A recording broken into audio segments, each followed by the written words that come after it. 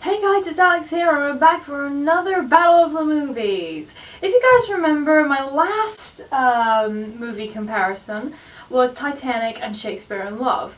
And one of the things I mentioned about Shakespeare in Love is the fact that the play that Will is writing in this particular movie was Romeo and Juliet. And that got me thinking of many Romeo and Juliet adaptations. And the first few that come to mind are obviously the older ones that are really, really good. I remember seeing a ballet version of it. I've seen universities try and do it. And then I remembered Baz Luhrmann's version in 1996, which was a modernized version of the story, and some people are very split on it. Some people love it, some people hate it. And then that got me thinking of Baz Luhrmann overall as a director. He seems to be one of those directors that you either like or you really don't. Personally, for me, I'm kind of split on his movies, because while I like the fact that he has a very distinct style, and he seems very artistic, some of his artistic approach is kind of odd in the way that he tells a story, but you could say that I find his movies guilty pleasures of mine. And I suppose the first two movies that usually come to mind when people think of his movies is, of course, his modernized version of Romeo and Juliet and the 2002 musical Moulin Rouge. So I thought that would be an interesting comparison, considering that both movies are directed by the same director. So, yeah, let's see about it.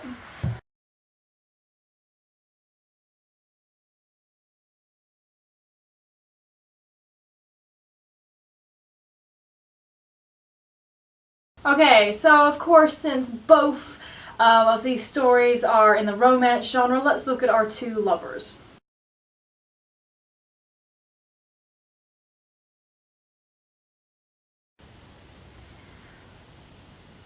Well, it's hard to talk about these lovers because they're not exactly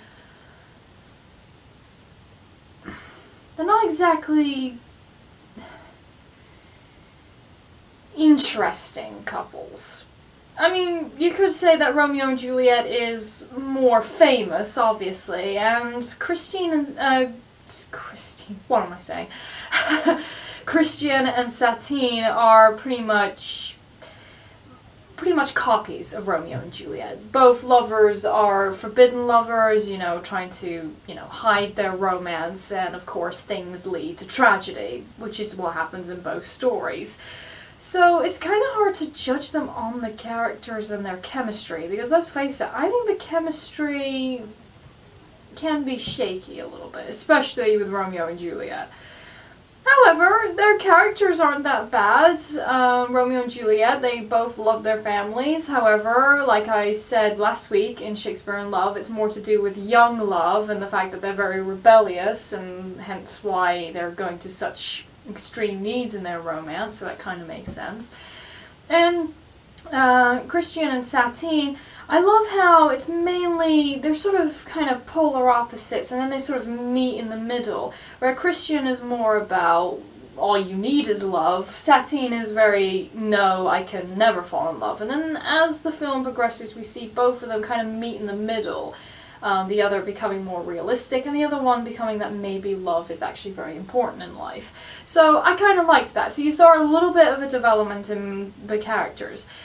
And I suppose that's probably what makes Satine and Christian a better couple, because they do actually change throughout the story. And I think the performances are much better in Moulin Rouge as well. I mean, Leonardo DiCaprio and Claire Danes, their performances aren't bad, but I think it's the fact that the chemistry is very low in the movie that I can't really blame them. It's not, Romeo and Juliet is not about true love, and I'll get to that in a minute.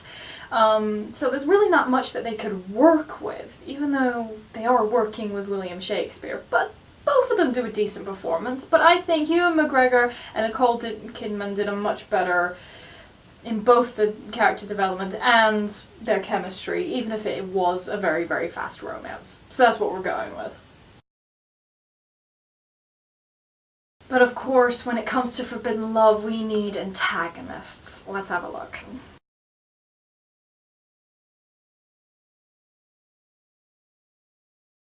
Okay, I'm just gonna come out and say the antagonist or the villain in Moulin Rouge is pretty bad. I mean, this is your typical mustache twirling guy who gets in the way. There's really just your stereotypical villain, and that's pretty much it.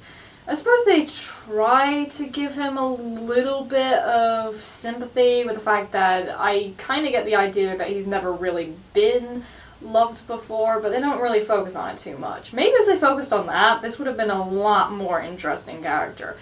But yeah, the villain is pretty bad and he's just the guy that's in the way. Nothing more, and that's it. However, in Romeo and Juliet, there is no real protagonist. The real protagonists, you could say, are the two families and just their hatred towards each other. And that's much, much more interesting in my mind. This is where the true theme of the play comes from.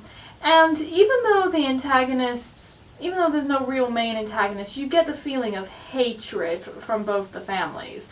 Especially in the first fight scene where it just starts off, you know, pretty small and then it ends up very, very big. And I really liked the way it did it. I liked the way that the fight between Tybalt and Mercutio and eventually Romeo trying to kill Tybalt, I found that was really well done that they executed that. So, yeah, Romeo and Juliet is easily the winner when it comes to antagonists. But of course, let's look at the supporting characters.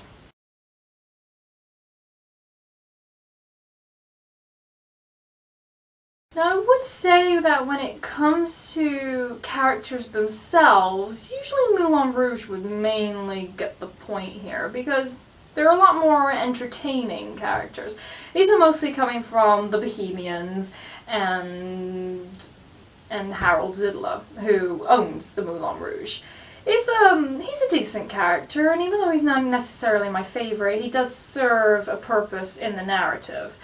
And the Bohemians, some of them provide comic relief, or others like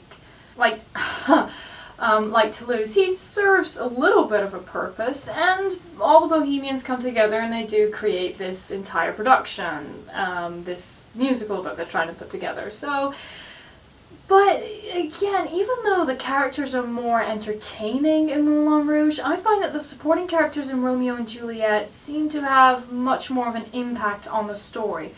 Again, the supporting characters you can count as antagonists, but even the supporting characters who, you know, don't even serve a purpose in the hatred, like Friar Lawrence, for example, or the nurse, every character had some part to play in the leading to the tragedy of Romeo and Juliet. And so I think that calls for much better supporting characters, in my mind, even if they're not as memorable. And of course, here's the hardest part, is of course imagery!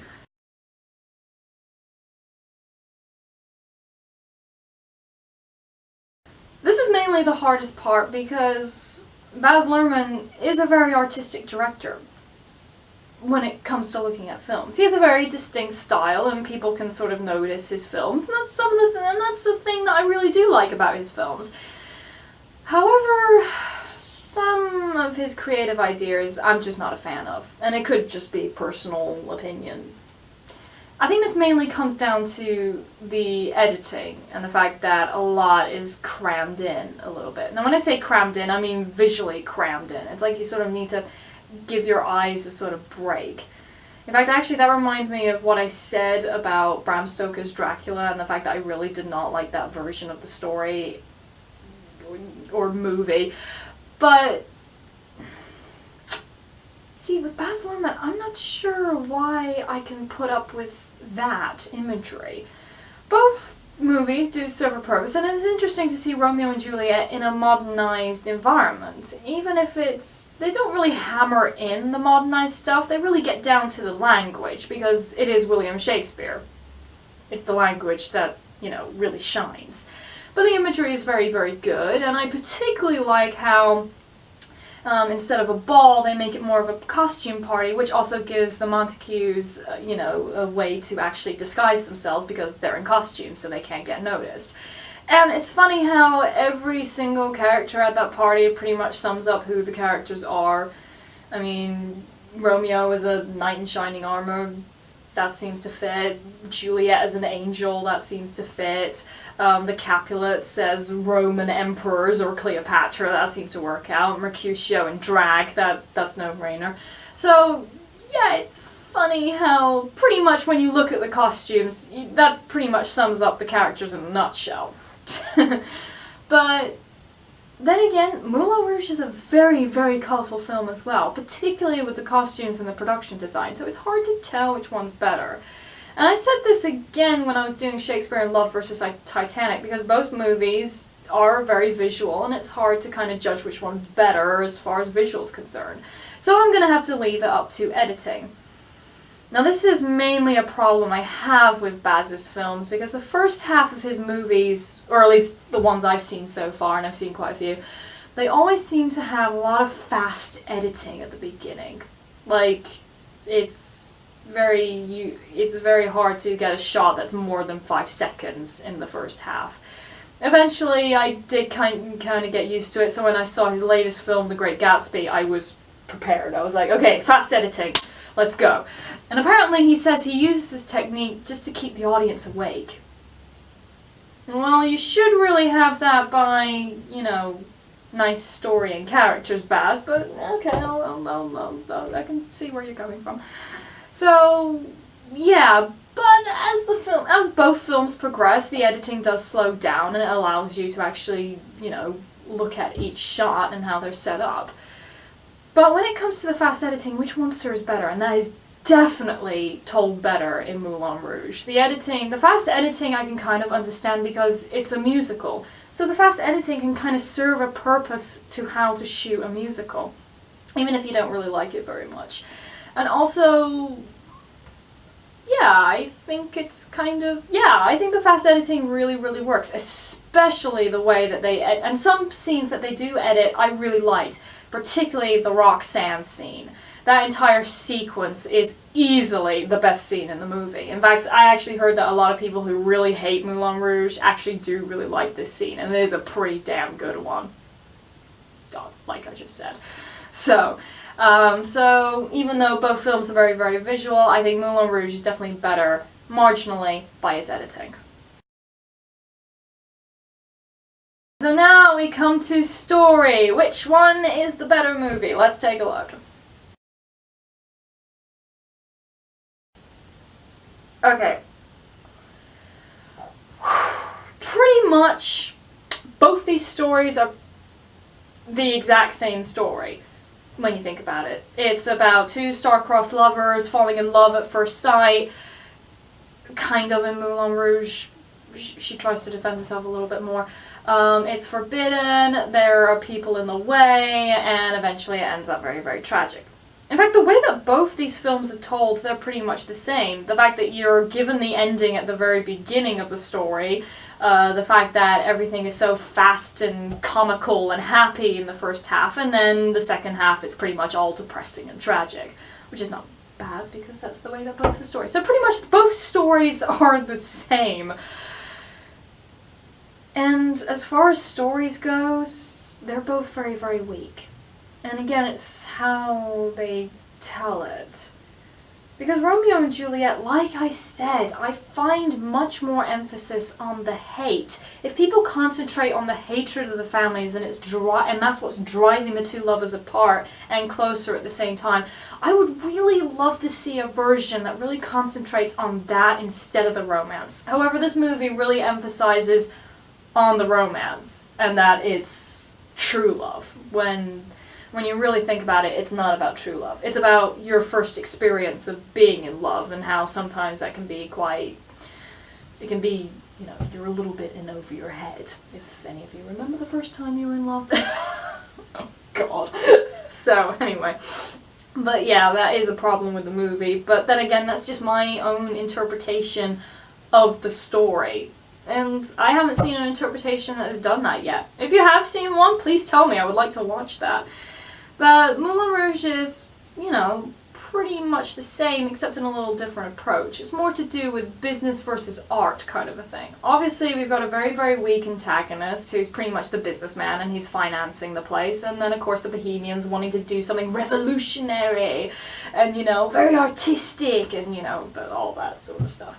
So it's more to do with art versus business kind of a thing. So which is definitely interesting, but again, there are much more better stories that's, you know, about those two. I can think of loads at the top of my head, but I won't bore you with them. So yeah, which one is the better movie? Well, I think when it comes down to it, it comes to emotion and how the stories are told. And Moulin Rouge easily beats Romeo and Juliet for it. I'm not going to necessarily say it's better. I think both movies are pretty on par, but I think Moulin Rouge leaves a bigger impact, whether you end up coming out absolutely loving it or ending up hating it, as I've heard a handful of people really do hate this movie. But I think the reason why I love it more personally is because, again, like I said, the editing and the visuals really suit this kind of story because it's a musical. It seems to work a lot better, and I love the way that they remixed all these existing songs, and it kind of fits in with the period. And yeah, it's really, really entertaining. Even if the story and characters aren't exactly great. And I think Baz's artistic style kind of works with this, not just because it's a musical, but it's also a story about Bohemians. It's about the artistic approach, and so I think that's why people were sort of blown away by it, because it's about artistic approaches done by a very artistic director, so it seems to fit a little bit more. So for that reason, I think Moulin Rouge is the much better story.